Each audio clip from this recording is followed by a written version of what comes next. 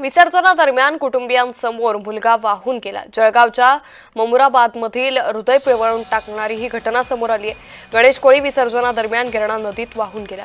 बाप्पाला निरोप देत असताना जळगावात काळी चिरणारी ही घटना समोर येते।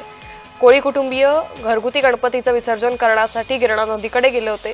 विसर्जनासाठी गणेश कोळी हा 25 वर्षीय तरुण मूर्ती घेऊन नदीपात्रात उतरला। त्यावेळी पाण्याच्या खोलीचा अंदाज न आल्यानं आणि गिरणा धरणातून सुरू असलेल्या पाण्याच्या विसर्गामुळे नदीचा प्रवाहात तो वाहून गेला। या संदर्भात अधिक माहिती घेऊयात आमचे प्रतिनिधी जुगल पाटील यांच्याकडून। जुगल, गणेश विसर्जनादरम्यान ही धक्कादायक घटना घडली आहे, काय अधिक माहिती?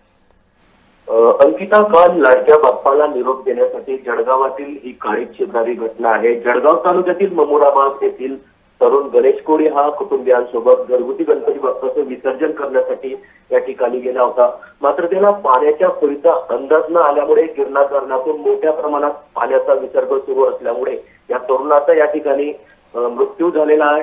अद्यापही या तरुणाचा मृतदेह सापडून आला नसून अद्यापही शोध मोहीम सुरू आहे। मात्र गणेश विसर्जनाच्या दिवशी ही घटना घडल्यामुळे एक प्रकारे या कुटुंबियांमध्ये शोककळा या ठिकाणी पसरली आहे आणि चिंतेचं या ठिकाणी वातावरण आहे। कारण आपल्या आई वडिलांसोबत हा तरुण या ठिकाणी घरगुती गणपती बाप्पाचं विसर्जन करण्यासाठी आला होता आणि अचानक वाहून गेला आहे। अंकिता, निश्चित धन्यवाद जुगल, आपण दिलेल्या सविस्तर माहितीसाठी। तर गणेश विसर्जनादरम्यान ही धक्कादायक घटना जळगावमध्ये घडली।